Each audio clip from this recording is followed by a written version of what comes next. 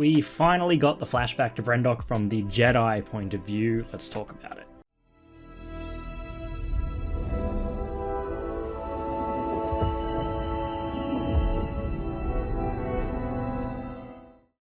Welcome to the channel. Make sure you comment your snarky comment about how you don't like this show and don't care about it, even though you've been watching it for 6 weeks straight. You can go ahead and do that now. Can't wait to not read it. Alright, all snark aside, this is the episode I've been waiting for, the second flashback to Brendok, and seeing the full picture of what happened that night. It mostly played out like I predicted it would. Mostly, few things happened that I didn't expect, but there were still some surprises. First off, the Jedi just being there collecting data on Brendok, because that world was affected by the Great Hyperspace Disaster, which was a nice nod to the High Republic books. As a book reader, I was very happy to see that. Seeing more Indara, Torbin, and Kelnacca, fantastic. It's been something that I've been waiting for with this episode, so I was very happy to see more of them. Seeing the other points of view of that night, which filled in the gaps, was really satisfying for me. Seeing the puzzle finally have more pieces filled in. Mother Koril encouraging Mae to get angry and escalate the situation was not something I actually saw coming. I actually really enjoyed that. And I like how Mae actually was kind of regretful of starting the fire, which then traveled up through all the electrical conduits throughout the facility. I predicted that something else was going to happen. It would be the Jedi that caused it. Didn't end up happening, but I did like that she sort of regretted what she had done. I also love seeing exactly how Aniseya infected Torbin's mind. I thought that sequence was very fun. I do think they maybe needed to change Torbin's motivation a little bit. Being stuck in a dead-end mission for 7 weeks on a boring planet. Oh, actually, I guess that is part of what made him vulnerable, I guess, because he just wanted to get out of there. But I think they could have made it just a little bit more, showed that Brendok was a miserable place to be on, just show it a little bit more and show why his defenses were weakened a little bit there. And that's what made him more susceptible to Aniseya being able to take him over. Plus, him being a Padawan is obviously the most vulnerable of the group and was the easiest one to target. Now, a lot of people, myself included, were ready to throw Master Indara under the bus because we all thought that she was actually going to be the cause of this whole incident, but she was actually the complete opposite. She was the one that was trying to stop it the most. Apologies to Master Indara, I had you pegged all wrong. And Aniseya to a degree, although it did look like she was going to go for a full possession of Torbin before Sol ran her through with the saber. Now, I loved all the coven and the witch stuff. I like how Torbin was like, are these Night Sisters? Love that, just witches are just sort of feared throughout the galaxy. I really like that. Still a few unanswered questions regarding exactly how the twins were created. We do know that they were artificially created, we know that. And what exactly the Ascension ceremony was, I'm not sure that we're going to get answers to that either, seeing as how there is only one episode of the season left, so that could be a little bit disappointing. Now, Sol being the cause of this was genuinely surprising, or at least it was until the very end of last week's episode. Maybe, like I said, I thought Indara would actually be the cause and she would be the one responsible, but Sol barreling in with the best of intentions and just being unable to balance his own emotions with the situation at hand and reason was really tragic in a way, and it's something that I just really enjoyed, and I thought it added a ton of depth to him.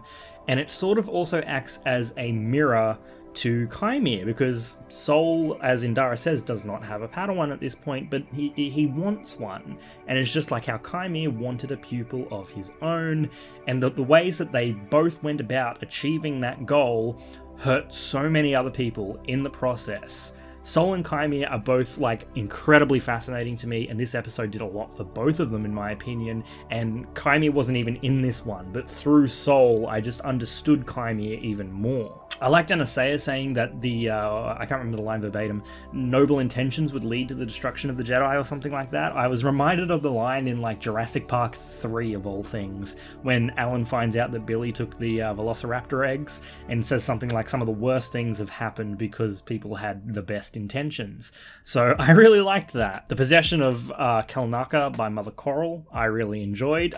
Seen tiny snippets of this happening throughout the promos leading up to this.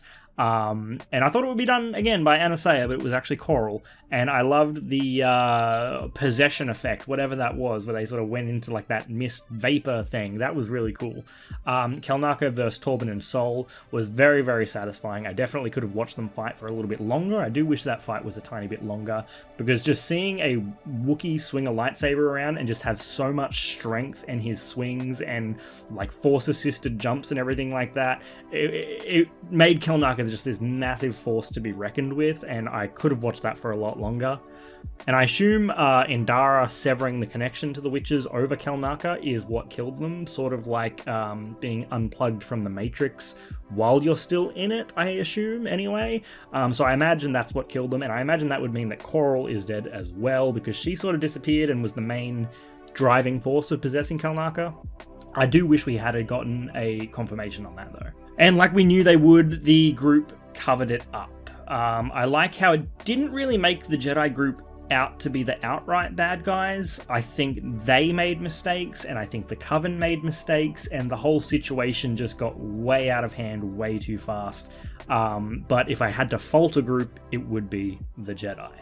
Now, as for like the episode itself, I still think the dialogue just doesn't flow all that well at times. It just comes off as clunky and bumpy, but the biggest thing I think is that the issue is just the editing. It's just really rapid in this episode, and not just when they're quick cutting through the parts that we've already seen in episode 3, but just scenes aren't given enough breathing room. It just feels like they rush through them with their editing. Even right at the end, you just need to draw out that final line a bit where it ties back into episode 3.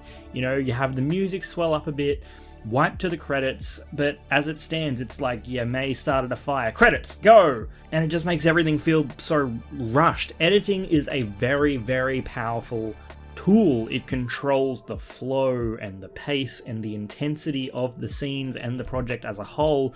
And even when you have that final scene, which should be slower, more intimate, controlled, it just cuts so quickly that it gives it this unintended frenetic pace. Also, having a song play over the credits completely was just weird and jarring. Not a complaint, just an observation. Overall though, I was very happy to finally get this episode. It's the one I've been waiting for, to finally see what took place on Brendok all those years ago. The episode title of this week was Choice, which a few people predicted, as this is the sister episode that connects back to Destiny, so Destiny Choice. The stage is set for the finale. There is a lot of ground to cover in this last episode, and I'm not entirely sure that they can fit everything in and bring it to a satisfying conclusion in just one episode. This one ran, I think, 37 minutes long, and so if we're getting a similar runtime for the finale, I feel like there's a lot still to cover, especially with, things with like Chimera and Mae and Osha and the Jedi at large, and are they going to cover up this whole thing? And I just feel like there is a lot of ground to cover, and there's only one episode left, and I'm just not entirely sure they can bring this to a satisfying conclusion without leaving a bunch of dangling threads that could potentially be explored in a season 2 if it happens. So that's like my main concern at the moment, just with the runtimes and everything. I'm not sure that the ending of the show is going to be satisfying. Hope it is. I've enjoyed the show very much, but I just am not sure if they're going to be able to stick the landing. Again, we'll see next week. Anyway, that is it for me. If you like Star Wars, talking about Star Wars, make sure you follow me here and on TikTok. This is my favorite thing to do in the world. And yeah, may the Force be with you. Always.